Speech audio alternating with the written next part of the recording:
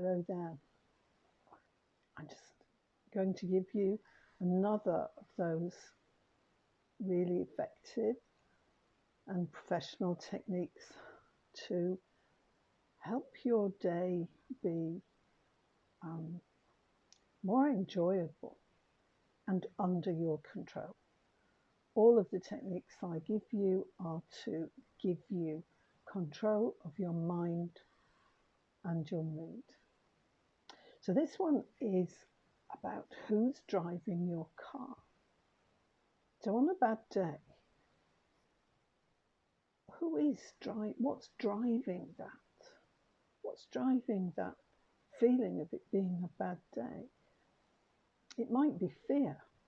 So then we could look at it as if fear is driving your car and taking you wherever it wants to go. This is the important thing. It's taking you wherever it wants to go. Fear can act like a tyrant. It could be that you feel anxious. Might not be as strong as fear. Maybe you feel anxious. So then perhaps catastrophizer is driving your car, or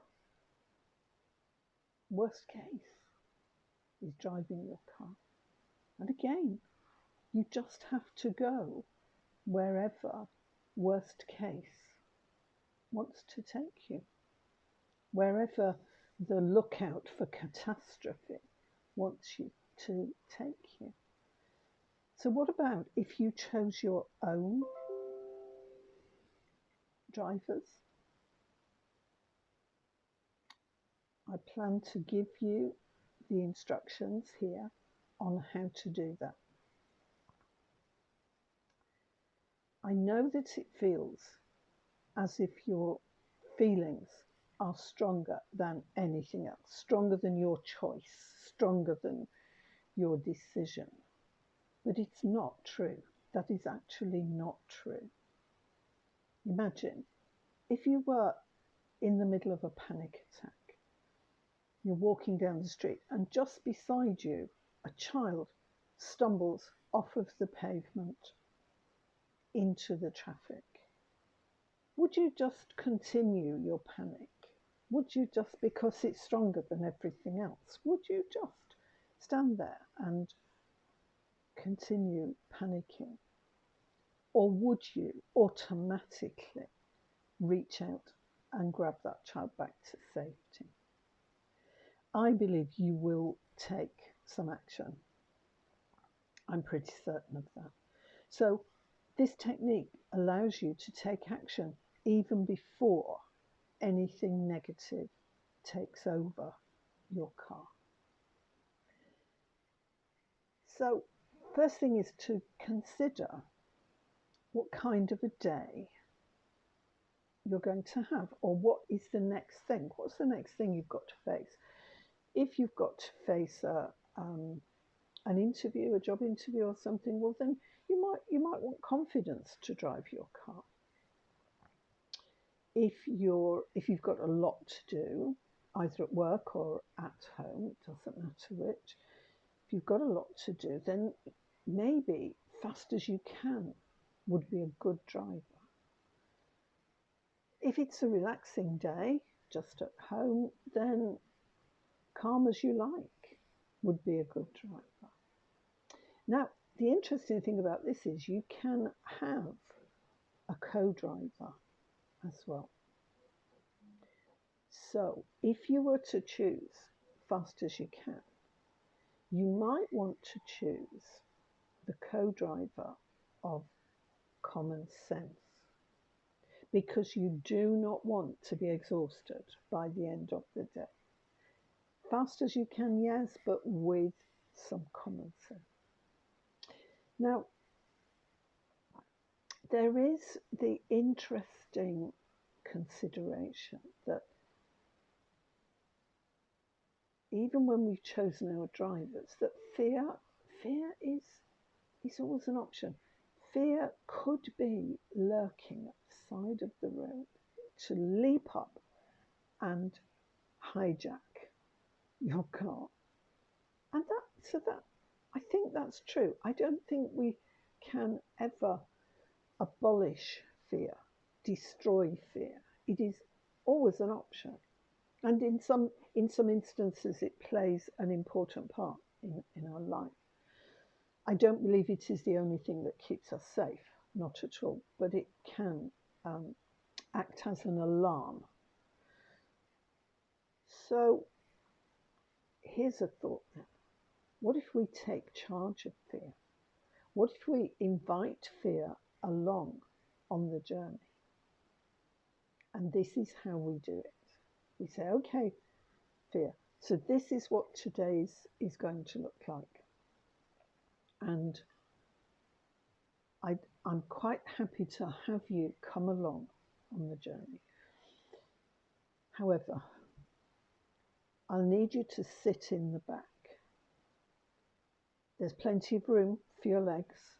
You'll be quite comfortable, but you will be sitting in the back. And you know what a backseat driver can and cannot do. A backseat driver, you've had them, haven't you? Backseat drivers, all they can do is mutter and mumble about how fast you're going and how you ought to have taken another route or whatever. They never can change the destination of the car.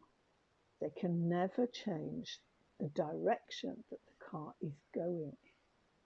So this is why we put fear in the back seat. Fear is a backseat driver. It can say what it likes and we can ignore it or talk back to it. So there are some rules for fear coming along on the journey. And this is what you can say.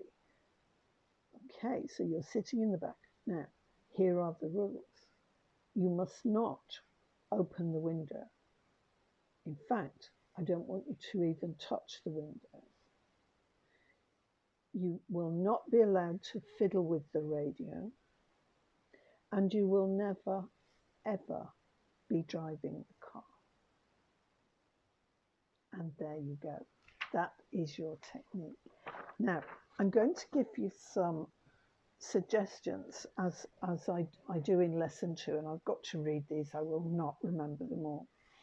So I'm going to read these. These are some suggestions for drivers or co-drivers. You can give your own names to these drivers. They are just suggestions of the kind of help that you might want, depending on the situation you're facing. So, first one is getting things done. Might be a day where you need to get things done. Maybe getting things done fast. Confidence. Calm is another. Standing up for yourself. Perhaps you're facing something where you need to stand up for yourself. Bravery might be useful. Feeling bold. Able to speak well, so a good communicator. In that job interview, you'd want to be a good communicator, wouldn't you? Able to focus. Concentrate. Full of energy. If you've got the kids for the day, you might be going to need lots of energy. Concentration, a need for kindness, a need for politeness, or a need for diplomacy. You'll find other requirements, I'm sure, as you think about your own situations, but these are just ideas to get you started. If you've any questions or queries, if there's any part of this you don't understand, then if you are one of my clients at the moment, just speak to me in the session. If not, if you have come to this video in any other way, because this is freely available to anyone, then just email me at linda@lindahamiltonross.com.